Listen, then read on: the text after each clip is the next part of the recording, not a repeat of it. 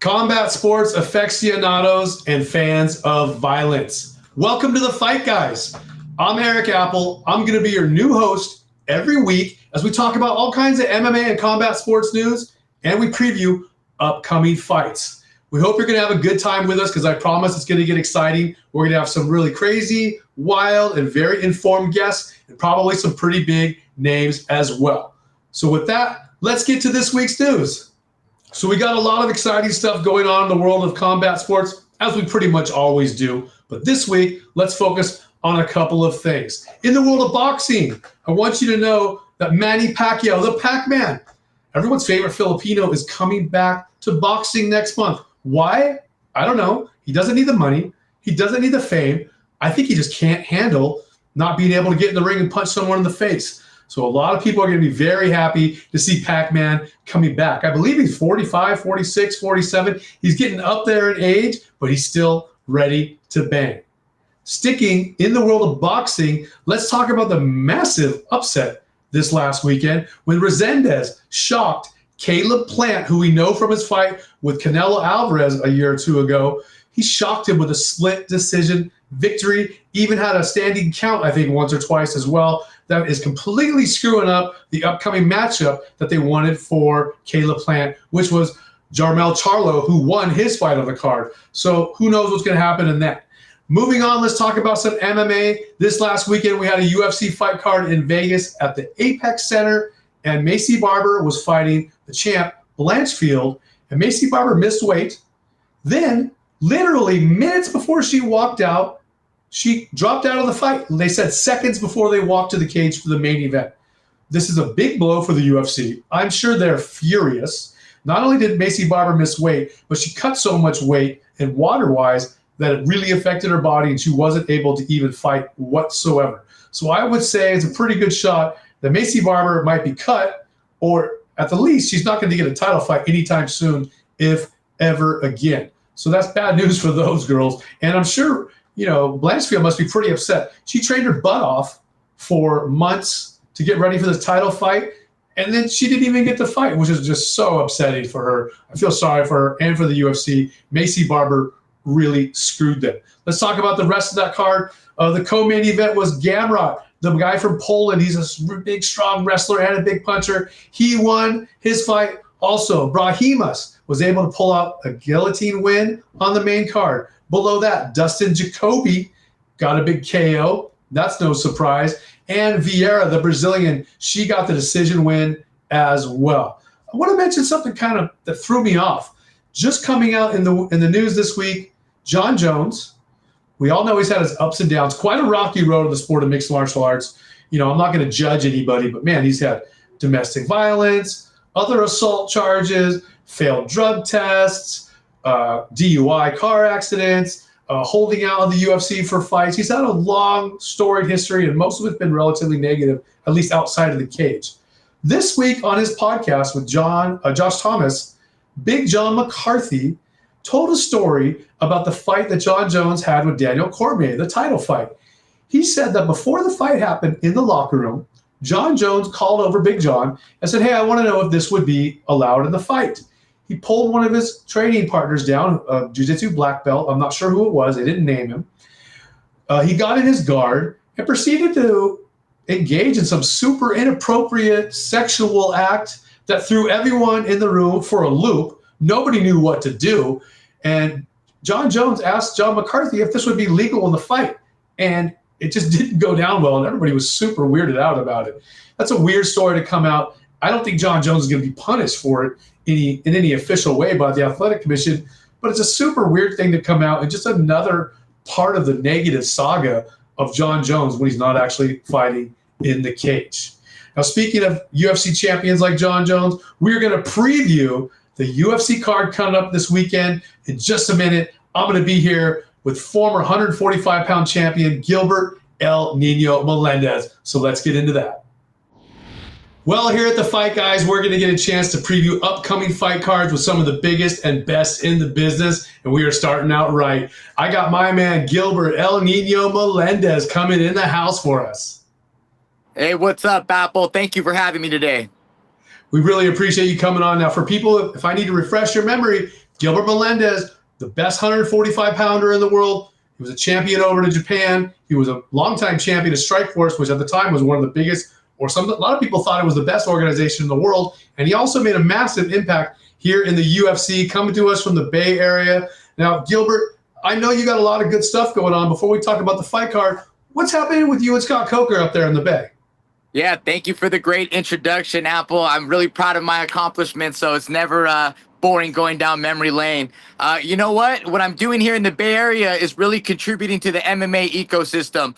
Teaming up with the great Scott Coker, who brought us Strikeforce, who really helped develop Bellator and build it into a few $100 million company. And our goal here is to really highlight the Bay Area talent. We have some really good gyms out here, great fighters, some good veterans we're trying to highlight, and just give them a platform to really display their skills. I feel like the ecosystem in the Bay Area really needs a great fight show. What better person to do it, Scott Coker and myself, to team up and bring Fight Night to the community.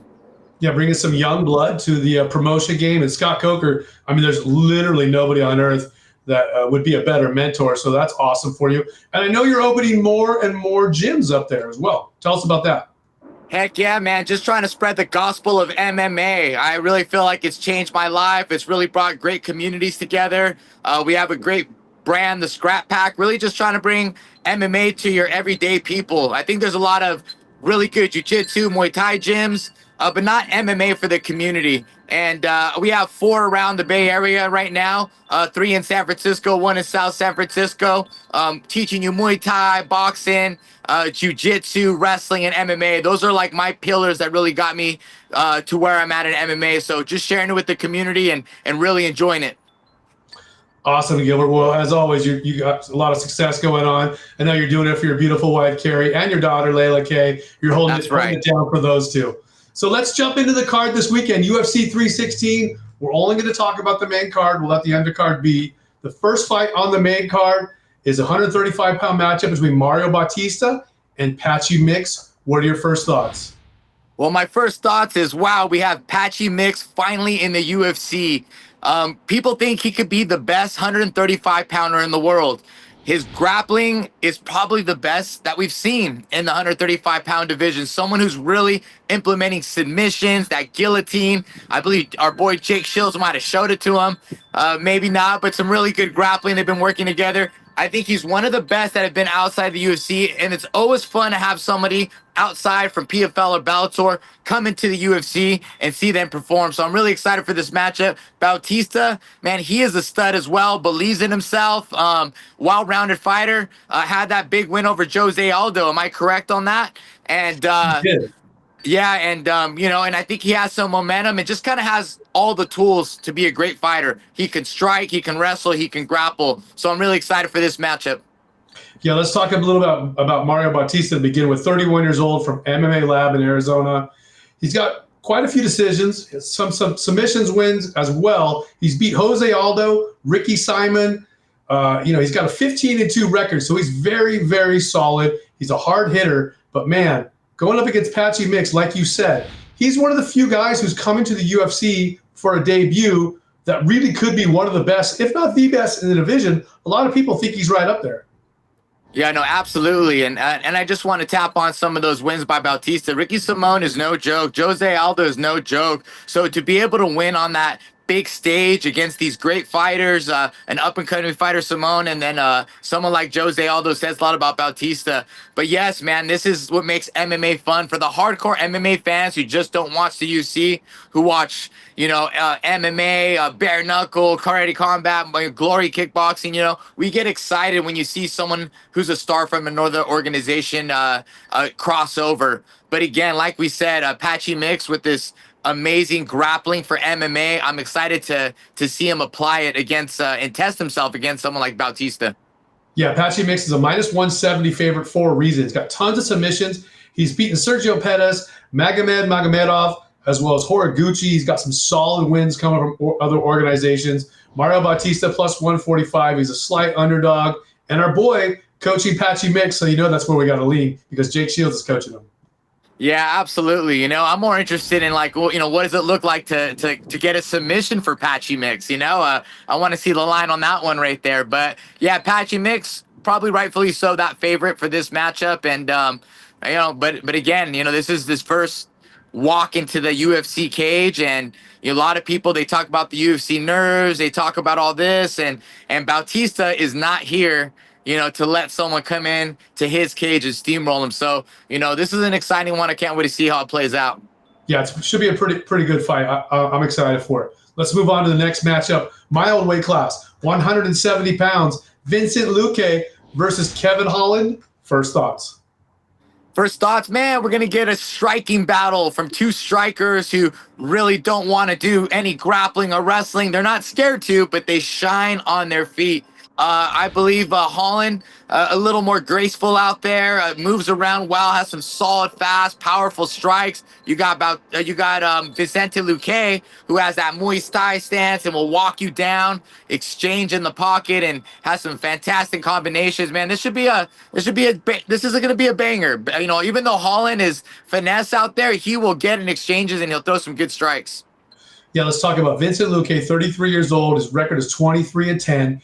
He's from Brazil, but he trains at Killcliff. So he's in the room with a whole bunch of animals. He's beat Tyron Woodley, Barberena, Chiesa, Dos Anjos. He's got tons of finishes, and that's a real list of names to have beaten.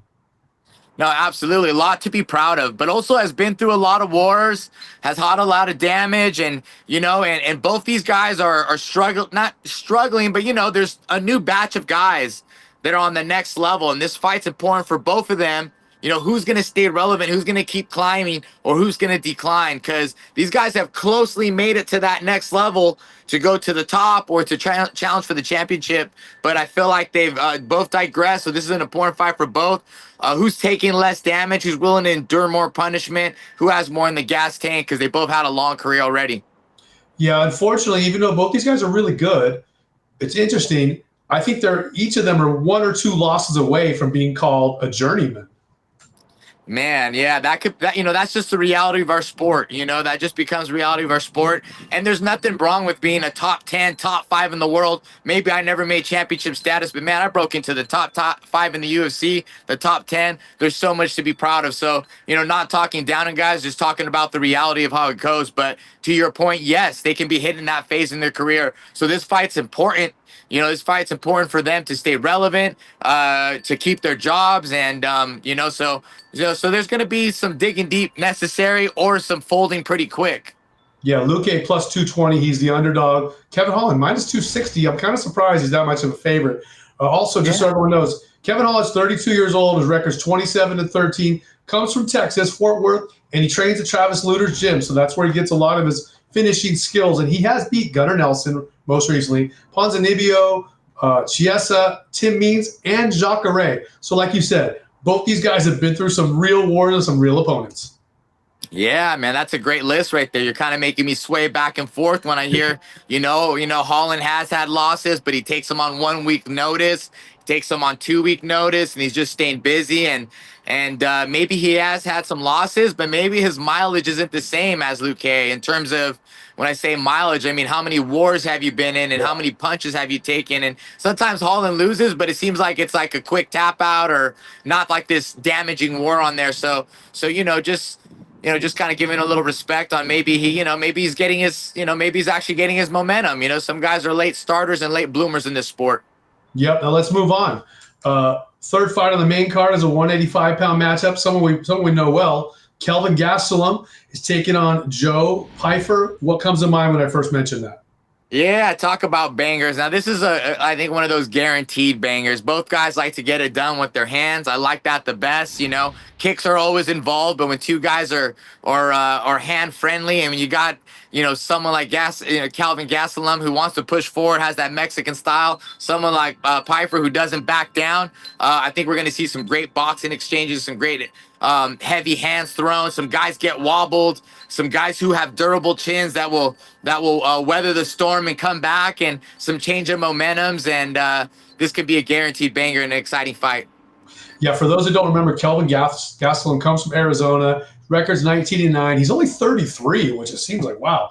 He won the Ultimate Fighter. It seems like a long time ago. He has a wrestling background, but Like you said, he can get it done with his hands. Remember, he knocked out Bisping. He's put a lot of people down with punches. He's beat Uriah Hall, Jake Ellenberger, Nate Marquardt, Johnny Hendricks, Michael Bisping, Tim Kennedy, and another one who's beat Jacare. I mean, that right there is an insane list of people to beat.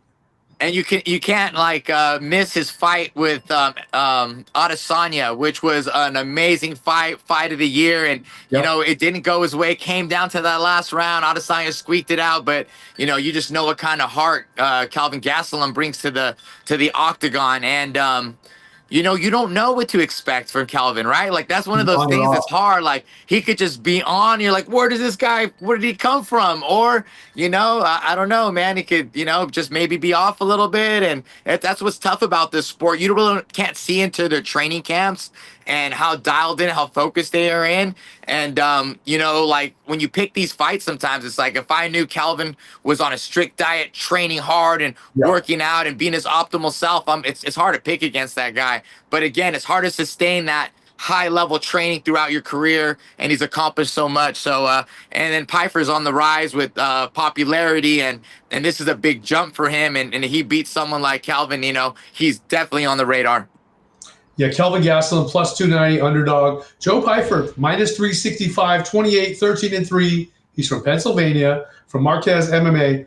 Tons of KOs. This guy puts people down, but he still likes to grapple a little bit. So this is going to be a fun one. Now let's get into the two title fights of the night. Juliana Pena versus Kayla Harrison. What do you think? Man, I think this is a battle of two great grapplers, you know, and when I see them striking, their striking is always stalking their opponents, pushing forward, trying to get to the clinch. Guess what? I think they're both going to be stalking each other, and I don't see like this amazing footwork where you have these two grapplers who end up striking. And if they do, it'll be some exciting striking in the pocket, not so much sticking and moving. It's really going to come down to who's better in the clinch, who's better in the grappling, who gets the takedown, and who can fight better off their back. Now, I really do believe Juliana will have more opportunities in terms of she gets taken down. I really believe she knows how to get up. I know she can grapple and get to her feet and give herself another opportunity to get the takedown of her own. Now, somehow Juliana gets on top of Kayla. I'm thinking Juliana's going to really excel in this position and maybe show how really good is Kayla on her back. She's been so dominant or really controlled the tempo of her fights. Someone like Juliana, I feel like has overcome more adversity and have been in these situations that I know, okay, she is seasoned on the ground. Not only when she's on top, everyone's better on top, but she can fight off her back. She can get to her feet. She's durable. I've seen a lot. I've seen her very, very battle tested. Now, Kayla Harrison, though, is massive and strong and a great athlete. You know, I really think Juliana's going to pull it out of her, though. I think we're going to see. Yeah, I think it's going to pull it out of her, and they're going to have a really good battle. What do you think, Eric? Well, I mean, Juliana Pena is a massive underdog, plus 425. That might be a fun one for people to take advantage of because I think she has a shot. She's 35 from Spokane, Washington, trains at Sick Jitsu. She's got a lot of submission wins, some decision wins. She's beat Raquel Pennington, Kat Zingano, Sarah McMahon, and we know she has her famous win over Amanda Nunes. So she can pull it out when she needs to. And like you said, if she can get on offense and somehow get Kayla Harrison on her back, she could really get something going, but let's be real here. Kayla Harrison is minus 600 for a reason. 34 years old, 18-1. She trains at ATT in Florida, which we don't hear as much as we used to. She's a two-time Olympic medalist in judo. She is a two-time Pan Am world champion in judo. She is a one-time world's judo champion as well. I mean, she's beat Holly Holm, Aspen Ladd, tons of finishes. She knows what it's like to be the PFL champion. This is not her first fight in the UFC. So if Juliana can get on top of her, I think she can make her uncomfortable. The problem is that's going to be really hard against a two-time Olympic champion. You know, well said. You know, when you break down the stats, you can't avoid the data. You can't avoid the information, you know, and I'm just talking from heart sometimes. And I'm thinking of the best version of Juliana, the one who hasn't done 25-minute wars, the one who hasn't taken all this damage. Same with Calvin Gastelum. You know, you're thinking about their best versions and their optimal self. But the reality is she's been through wars. And this is like Pfeiffer's and Kayla Harrison's opportunity of their life. They're so dialed in. We know they're training hard. We know they're dieting. We know this is their moment. Therefore, they're perfect in their camp. Those are the, you know, for a fact what's going on with their camps and Kayla's camp, and she's going to be her optimal self and probably ready to take that 25-minute abuse. He's ready to dig deep. You know, you see people like Jamal Hill versus Glover Teixeira, like dig deep for that one title fight, that 25 minutes. You know, you see him, but it gets harder and harder, you know, to summon the beast and to be durable and take those punishments, you know. So, you know, I'm thinking of these optimal fighters, but man, I'm excited. You're getting me pumped up for these fights, Apple, man. Should be good, good fights. And if I throw some money on it, man, it just might be a little bit more exciting. It's going to be good for sure. Okay, one last fight. Let's break it down. The main event. This is a rematch, and I know you were there last year when they fought live. Merab Dvalishvili versus Sean O'Malley. It's going to be really, really crazy. Let me go through the stats real quick before we get to it. Merab, 34 years old, 19-4. He's on a 12-win streak. He doesn't even know how to lose these days. He is the king of cardio. I mean, he smoked Henry Cejudo, who we all thought was a king of cardio. He's beat Umar Nurmagomedov. He's beat Cejudo, Petr Yan, Jose Aldo, Moraes, and he's already beat Sean O'Malley once. Taking on Sean O'Malley, 30 years old, so he's a little bit younger, 18-2, fights out of the MMA lab in Arizona. He's beat Cheeto, Petr Yan, but not a lot of other big names besides that, so that's something to think about. Also, the last fight when he lost to Merab, he had a torn labrum before the fight. He said he could not grapple for the 8 weeks prior to the fight at all. And he had to have surgery for it right after. As a matter of fact, they had scheduled surgery before the fight even took place. So that may or may not have played into it, but what are your thoughts on this main event? Yeah, so, you know, initially I was working the ESPN event for that noche, and I picked O'Malley. I was like, man, I think O'Malley, you know, he's on point. He's such a gunslinger. He's such a sniper. He's going to catch Merab on the way in, because I have seen Merab close the distance and get buckled, even against Cejudo. He's been buckled. I was like, man, he's going to pick him off on the way in. But man, Merab did what he does, you know, and which is just put the pressure, shut down O'Malley, make him look like, in my head, I'm like, oh, O'Malley's off. There's something wrong. You know, maybe his knee was messed up. Maybe he got outclassed. I don't know, but he was so dominated. He seemed flat out there, and he kind of, you know, he didn't look like himself to me. But I think he went on to say, no, that was, you know, my optimal self. I came up short, and now there's another story about surgery. I'm not too sure what's going on, you know. But as I look at it, how great Sean O'Malley is, it's hard for me as quit smoking weed, you know, quit social media, train the hardest you train hardest in your life. We're going to see the most optimal Sean O'Malley. But damn, dude, Merab, dude, he just like, dude, he's so good, Merab, man. He's so good. And the way he beat Umar, you know, who beat Sam Hagen, like, man, so it's just so hard. Let's talk about that. In the time that Sean O'Malley has taken off for the surgery and recovery, Merab, who, by the way, is a minus 270 favorite this time, he took an incredibly hard fight and passed the test. Man, not only did he pass that test, he did it in flying colors, man. He beat Umar, who was like Khabib's next guy, who beat Sam Hagen. And the way he did it was just like, just focus, determination, technical, cardio, and just had a blast doing it. You're like, man, this guy, even O'Malley says it, man, this guy's probably the GOAT of the weight class. And it seems like he's headed that direction. So I do think O'Malley's going to be the best he's been. I look back at it again the same. O'Malley's going to get the sniper. He's going to clip him on the way in, or he's going to fall short. And once he gets taken down 2-3 times, it's just going to become another Merab clinic like he always does. Yeah, I think it's going to be a pretty exciting one. Sean O'Malley, he's such a fan favorite, even though he's a plus 230 underdog. I think a lot of fans are going to put their money on him. But hey, that's the entire main card. I'm so stoked I got to have you as on my first episode of hosting the Fight Guys. Hopefully, Gilbert, I'm gonna hope that you can be a regular guest. Maybe we'll circle you in like once a month or once every other month. Are you cool with that? I would love that, brother. I love hanging out with you and talking fights, man. We do this all the time anyways. All right, I appreciate it very much. Well, that's going to be it for this week's round of the Fight Guys. You're hanging out with Gilbert Melendez and Erik Bad Apple. We are stoked you joined us. Check out the fights this weekend, and we'll see you next week.